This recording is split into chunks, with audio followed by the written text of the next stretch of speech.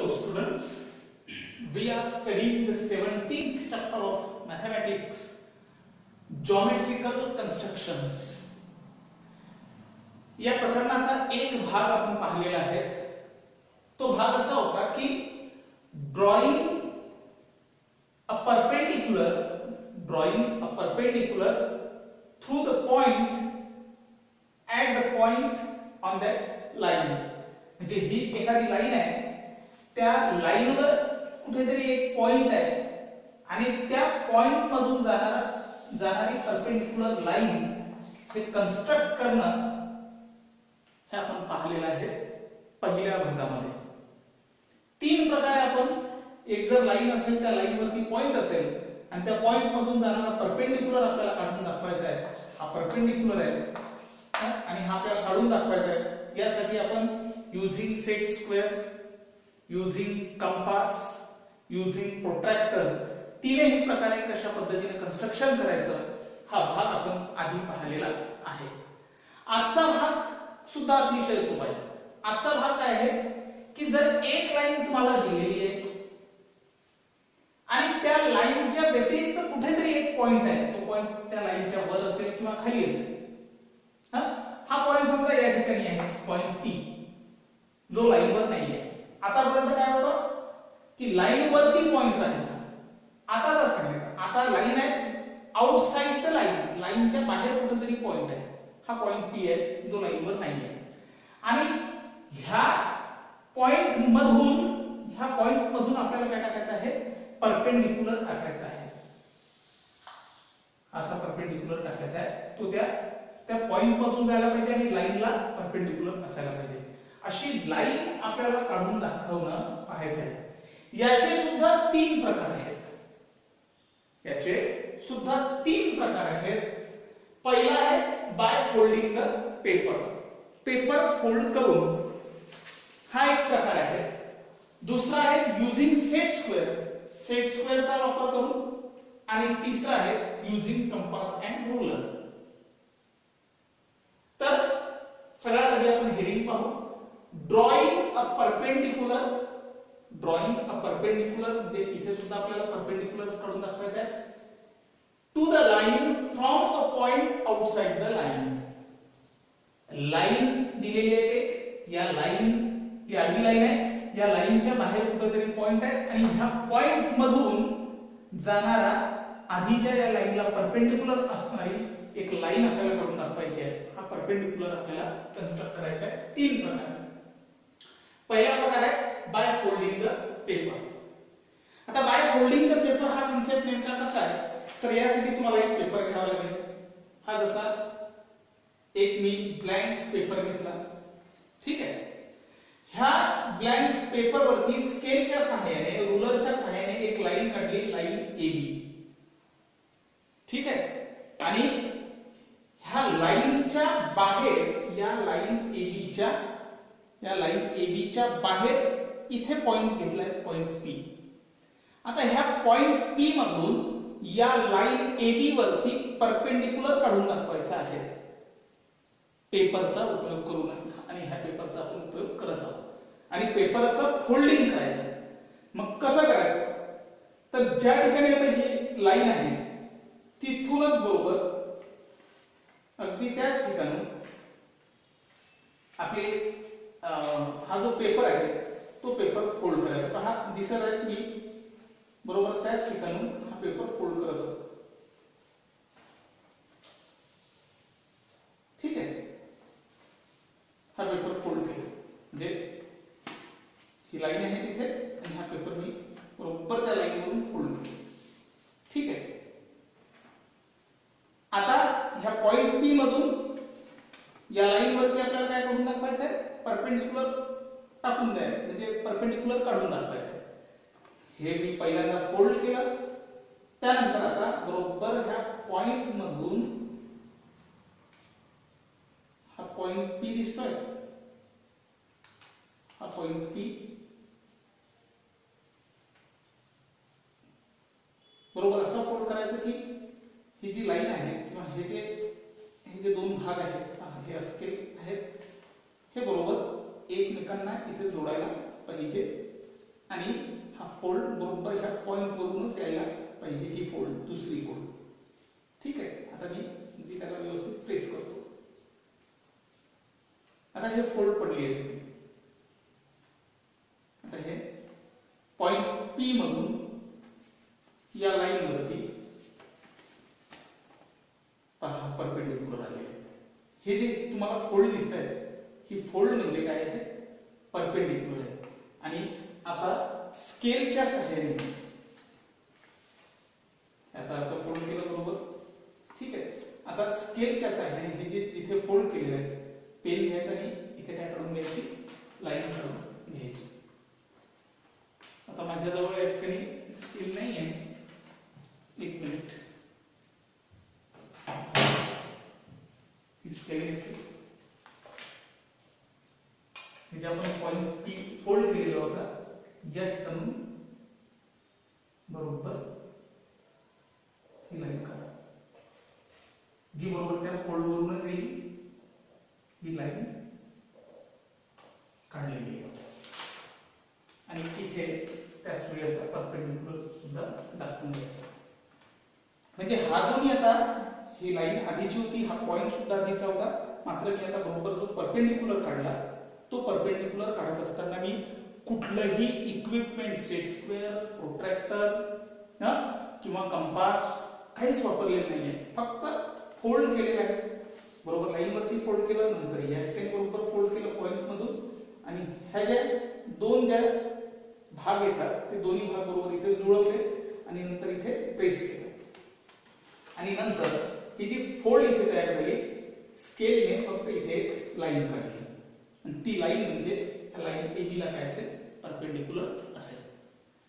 हे पहिलं कन्स्ट्रक्शन झालं, ज्यामध्ये मी कुठलेही इक्विपमेंट वगैरे वापरले नाही, फक्त रुलर वापरली लाईन काढण्यासाठी. त्यानंतरचा दुसरा जो भाग आहे, युजिंग सेट स्क्वेअर. सेट स्क्वेअरचा वापर करून सुद्धा आपल्याला असाच परपेंडिक्युलर काढता येतो. मग काय म्हटलेलं आहे एक्झाम्पल मध्ये पहा, ड्रॉ लाईन P.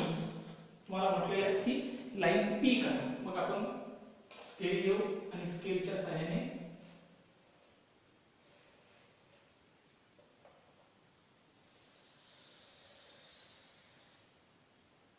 ही लाईन काढून घेऊ. लाईन जर तुम्हाला वाढवायची झाली तर तुम्ही पुन्हा वाढवू शकता. ठीक आहे. लाईनला अशी काही विशिष्ट लांबी नसते, 5 सेंटीमीटर 10 सेंटीमीटर अशी लांबी नसते. Draw line P. Line P काढा म्हणजे मग आपण या लाईनला P नाव दिलं.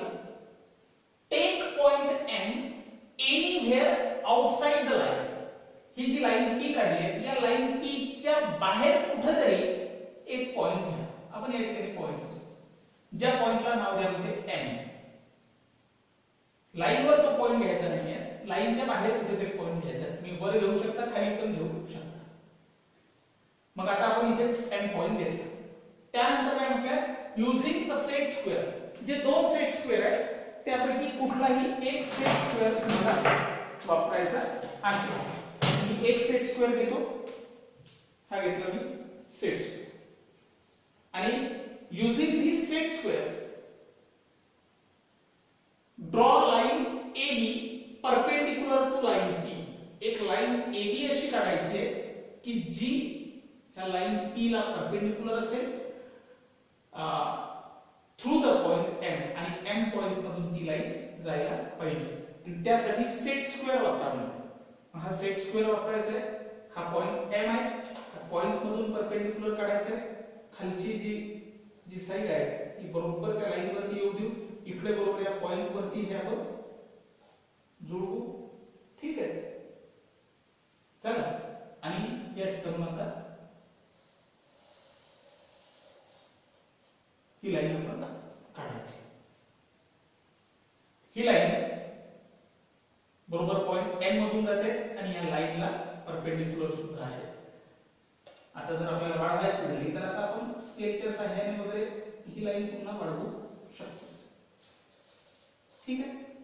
या लाईनला नाव द्यायला सांगितलं आपल्याला लाईन AB. A पॉइंट इथे घेऊ आपण आणि B पॉइंट इथे घेऊ.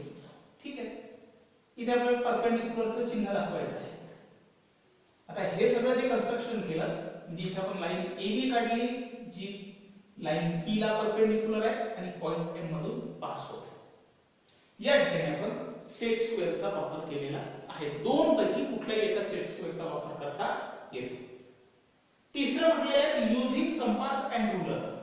म्हणजे आपल्याला कंपास जो आहे ज्याला तुम्ही चॉक म्हणता त्याचा वापर करून म्हणजे हा जो कंपास आहे आणि ही जी रुलर आहे, आता रुलर हे कॉमन आहे ते प्रत्येक ठिकाणी वापरावीच लागते. याचा वापर करून कंपास आणि रुलरचा वापर करून सुद्धा आपल्याला कन्स्ट्रक्शन करता येतं. जरा पाहू आपण काय म्हटलेलं आहे. Draw line XY. Line XY काढण्यामध्ये मग आपण या ठिकाणी एक लाईन घेऊ.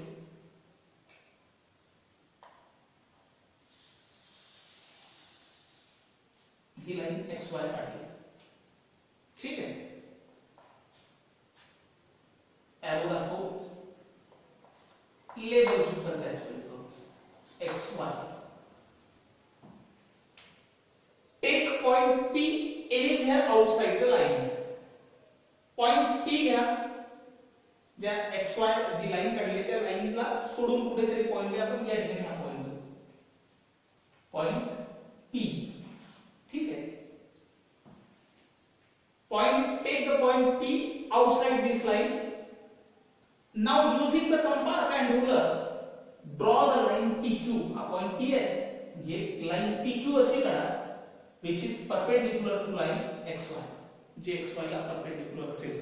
आणि हे करत असताना कंपासचा उपयोग करा असं त्यांनी म्हटलेलं आहे. म्हणजे आपल्याला हा जो कंपास आहे ज्याला तुम्ही चॉक म्हणतात याचा उपयोग करू.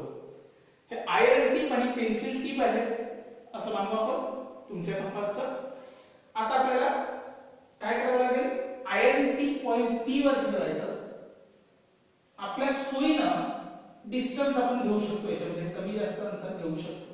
ठीक आहे. मी थोडं अंतर कमी करतो. ठीक आहे. आणि आयर्न टिप P वरती ठेवतो. एक आर्क या बाजूला काढला, दुसरा आर्क या बाजूला काढला. ठीक आहे. हा आर्क आणि लाईनचा हा पॉइंट ऑफ इंटरसेक्शन आणि हा पॉइंट ऑफ इंटरसेक्शन ही आता आपली महत्त्वाचा भाग झाला, सेगमेंट म्हणून. आणि आता आपण हा पॉइंट ऑफ इंटरसेक्शन आणि हा पॉइंट ऑफ इंटरसेक्शन याला सेगमेंट म्हणून.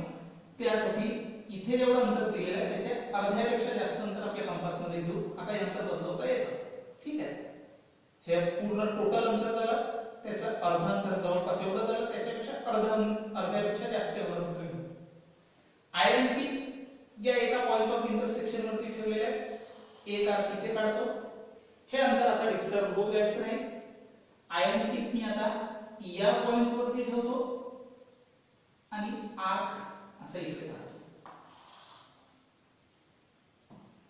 दोनही आर्क ज्या पॉइंटला इंटरसेक्ट झालेले आहेत तो पॉइंट आणि वरचा पॉइंट P यामधून जाणारी लाईन काढतो. यामधून जाणारी ही लाईन काढतो. ही जी लाईन आहे ही लाईन बरोबर या XY लाईनला परपेंडिक्युलर असेल. आणि जी आता नव्याने काढलेली परपेंडिक्युलर आहे तिचं नाव आपल्याला PQ द्यायचं. तर हा Q पॉइंट इथे देऊ. ठीक आहे. तर we have drawn here line PQ which is perpendicular to line XY through the point P. अशा पद्धतीने आपल्याला तीन प्रकारे कन्स्ट्रक्शन करता येतं. एक लाईन दिलेली असेल आणि लाईनच्या बाहेर जर कुठं पॉइंट दिलेला असेल तर त्या पॉइंट वरून आपल्याला त्या लाईन वरती परपेंडिक्युलर टाकता येतं. त्यासाठी पेपर फोल्ड करूनही काढता येतं. त्याचप्रमाणे सेट स्क्वेअरचा उपयोग करता येतो किंवा कंपासचा सुद्धा उपयोग करता येतो. अशाच पद्धतीने हा भाग आता आपण पाहिला. त्यानंतर या प्रकरणाचा शेवटचा भाग पाहू. द परपेंडिक्युलर बायसेक्टर, ज्याला मराठीमध्ये लंब दुभाजक असं म्हटलं जातं. सगळ्यात आधी तर हे पाहू की परपेंडिक्युलर बायसेक्टर म्हणजे काय. त्याची पहा, ही एक सेगमेंट आहे, सेगमेंट AB. सेगमेंट आहे, ही लाईन नाही आहे. लाईन म्हटलं की तिला लेंथ नसते, कितीही आपण वाढवू शकतो कारण एरो असतात तिला. मात्र सेगमेंट म्हटलं, लाईन सेगमेंट म्हटलं की तिची लेंथ ही ठरलेली असते. 5 सेंटीमीटर, 7 सेंटीमीटर, 10 सेंटीमीटर जेवढी दिली असेल तेवढी. तर इथे एक सेगमेंट आहे एबी. ह्या सेगमेंटला आपल्याला डिव्हाइड करायचं आहे 2 सारख्या भागामध्ये. काय करायचं आहे? 2 सारख्या भागामध्ये डिव्हाइड करायचं आहे. आणि ज्या लाईनने आता आपण डिव्हाइड करणार आहोत, ज्या लाईनमुळे या सेगमेंट एबी चे 2 भाग होणार आहेत, ती लाईन परपेंडिक्युलर सुद्धा असली पाहिजे त्या सेगमेंट एबी ला. म्हणजे जी परपेंडिक्युलर ही असेल आणि सेगमेंट एबी चे समान 2 भागही करेल, अशा लाईनला परपेंडिक्युलर बायसेक्टर म्हटलं जातं. म्हणजे समजा आता ही सेगमेंट एबी आहे, या ठिकाणी एक लाईन काढली. ही लाईन काय झाली? ही लाईन ह्या सेगमेंट एबी चे समान 2 भागही करत आहे आणि ती लाईन ह्या सेगमेंट एबी ला परपेंडिक्युलर सुद्धा आहे. त्यामुळे ही जी लाईन एम आहे, समजा ही लाईन एम ही काय झाली? Perpendicular bisector of segment AB. Segment AB ची ही लाईन एम परपेंडिक्युलर बायसेक्टर झाली. म्हणजे हिला आता आपण परपेंडिक्युलर बायसेक्टर असं म्हणू शकतो. कोणाला? ह्या लाईन एम ला. आलं की नाही लक्षात? मग आता डेफिनेशन करायची झाली तर आपण डेफिनेशन कशी करू? काय ती एक लाईन आहे, अ line which bisect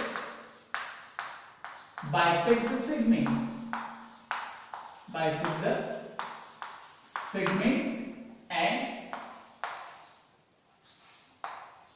perpendicular to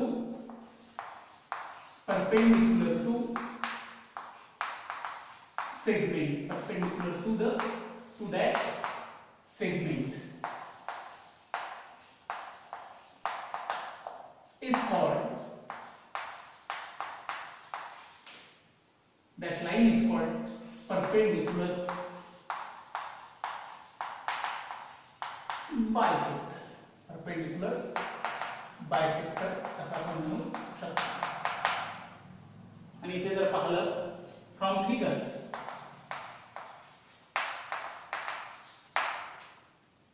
line M is perpendicular bisector. Line M is perpendicular bisector of segment AB. Line M ही काय झाली? ही line M ही काय झाली? perpendicular bisector of segment AB. He line M जी आहे, line म्हणतोय मी, ही line M perpendicular bisector काय आहे? कारण ती या सेगमेंट AB ला बायसेक्टही करत आहे आणि सेगमेंट AB ला बरोबर परपेंडिक्युलर सुद्धा आहेत. म्हणून line M is the perpendicular bisector of segment AB असं आपण म्हणू शकतो. मग आता अशी जी परपेंडिक्युलर बायसेक्टर आहे, तिचं कन्स्ट्रक्शन कसं करायचं ते आपल्याला यामध्ये पाहायचं आहे. म्हणून आपण पुढला पार्ट, तिसरा पार्ट जो पाहू, ज्याचं नाव आहे drawing the perpendicular bisector of segment using compass. कंपासच्या सहाय्याने आपल्याला परपेंडिक्युलर बायसेक्टर काढायचा आहे. म्हणजे आपण पहिला भाग या प्रकरणामध्ये, पहिला जो भाग शिकलो तो होता की drawing the perpendicular of line passing through the point on the line. दूसरा भाग आपण शिकलो drawing the perpendicular to the line from a point outside the line. आणि तिसरा भाग होता आपण drawing the perpendicular bisector of segment. हा तिसरा भाग आपण पाहत आहोत. आता याचं कन्स्ट्रक्शन करत असताना कंपासचाच उपयोग करता येतो. मग एक एक्झाम्पल आपण लिहिलेलं आहे. एक्झाम्पल कसं आहे की draw a line segment MM. एक लाइन सेगमेंट काढा, म्हणजे सेगमेंट काढायचे MM ऑफ लेंथ 6.2 सेंटीमीटर. म्हणजे इथे आपल्याला स्केलच्या सहाय्याने बरोबर 6.2 एवढ्या लांबीची काय काढावी लागेल? सेगमेंट काढावी लागेल. आता मी या ठिकाणी इंचाचा वापर करणार आहोत. ठीक आहे, ही मी एक सेगमेंट काढली. आता 6.2 सेंटीमीटरचीच काढायची आहे. तर 6.2 सेंटीमीटर म्हणजे ही मोठी झाली. मग मी काय केलं, 6.2 सेंटीमीटर हे इंच घेतले. 6.2 इंच घेतले आणि त्याची डबल केली. ठीक आहे, म्हणजे तेवढी मोठी ही एक मी सेगमेंट काढली. तुम्हाला मात्र काय करायचं, बरोबर स्केलच्या सहाय्याने 6.2 सेंटीमीटर, 6 सेंटीमीटर समजतं आणि पुढे 2 मिलीमीटरच्या ज्या दोन रेषा असतात तिथपर्यंत जाऊन आपली सेगमेंट थांबवायची. अशी 6.2 सेंटीमीटरची सेगमेंट काढायची, ज्या सेगमेंटचं नाव आहे MN, जिची लेंथ आहे 6.2 सेंटीमीटर. तिला लेबल सुद्धा त्याच वेळी करायचं. मग आता जी सेगमेंट MN आपण काढली, पेन्सिलने काढायची आहे. हे सगळं कन्स्ट्रक्शन पेन्सिलनेच तुम्हाला करायचं आहे. हे काढलं, सेगमेंट काढली आपण. त्यानंतर काय म्हटलं, bisect it using compass and ruler. Compass आणि रूलरच्या सहाय्याने तिला बायसेक्ट करा आणि ती लाईन परपेंडिक्युलर सुद्धा असायला पाहिजे. मग आता काय करू, आपण हा कंपास घेऊ. ठीक आहे, MN ची लेंथ 6.2 सेंटीमीटर आहे. आपण INT M वरती घेऊ. अर्ध्या अंतर एवढा आहे, अर्ध्यापेक्षा जास्त अंतर घेऊन घेऊ आपल्या आयर्न टिप आणि पेन्सिल टिप मध्ये कंपासचे. आयर्न टिप M वरती ठेवतो. सुरुवातीला एक आर्क काढतो वर आणि एक असा खाली. हे अंतर आता डिस्टर्ब होणार नाही, याची काळजी घ्यायची. आता तेच आयर्न टिप मी N वरती ठेवतो आणि एक आर्क काढतो वर आणि एक खाली काढतो खाली. दोन्ही ठिकाणी जे आर्क काढलेले आहेत ते एकमेकांना इंटरसेक्ट झालेले तुम्हाला दिसतात. मग हा आर्कचा पॉइंट ऑफ इंटरसेक्शन आणि हा दुसरा पॉइंट ऑफ इंटरसेक्शन, यामधून जाणारी लाईन आपल्याला काढायची आहे. तर आता माझी स्केल थोडी छोटी पडते आहे, बरोबर आहे, त्यामुळं तुम्हाला मात्र ही अडचण जात नाही. ही जे दोन्ही पॉइंट मधून पास होणारी मी लाईन काढली. ठीक आहे, ही लाईन मी काढली जी MN ला बायसेक्टही करते. बरोबर, बायसेक्टचे चिन्ह दाखवायचं आणि ती परपेंडिक्युलर पण आहे. आणि आता तुम्हाला जर काही नाव द्यायचं झालं या लाईनला, तर एक तुमच्या सोयीने नाव देऊ शकता. AB, जो पॉइंट ऑफ इंटरसेक्शन आहे तिथे नाव देऊ शकता P. ठीक आहे, या पद्धतीने आपण लाईन AB काढली, जी परपेंडिक्युलर एरिया आहे MN ला आणि बायसेक्ट पण करते. म्हणून line AB is the perpendicular bisector. अशा पद्धतीने तुम्हाला एखाद्या सेगमेंटचं परपेंडिक्युलर बायसेक्टर सुद्धा काढता येते. यावर आधारित जो प्रॅक्टिस सेट आहे 40, तो तुम्हाला सोडवायचा आहे. पहिला क्वेश्चन या पद्धतीचा आहे, दुसरा या पद्धतीचा आहे, तिसरा या पद्धतीचा आहे आणि चौथा जो क्वेश्चन आहे, चौथा क्वेश्चन जो आहे त्या प्रॅक्टिस सेट 40 मधला, तो आधी झालेला जो प्रॅक्टिस सेट आहे त्यावर आधारित आहे. थोडं कन्फ्यूज करण्यासाठी तो प्रश्न टाकलेला आहे. अशा पद्धतीने सुरुवातीला बोर्डवरचे हे संपूर्ण भाग लिहा, हे कन्स्ट्रक्शन व्यवस्थित पेन्सिलच्या सहाय्याने वगैरे सगळं करा, वेगवेगळे इक्विपमेंट वापरा आणि त्यानंतर प्रॅक्टिस सेट 40 सुद्धा तुमच्या नोटबुक मध्ये सोडवायचा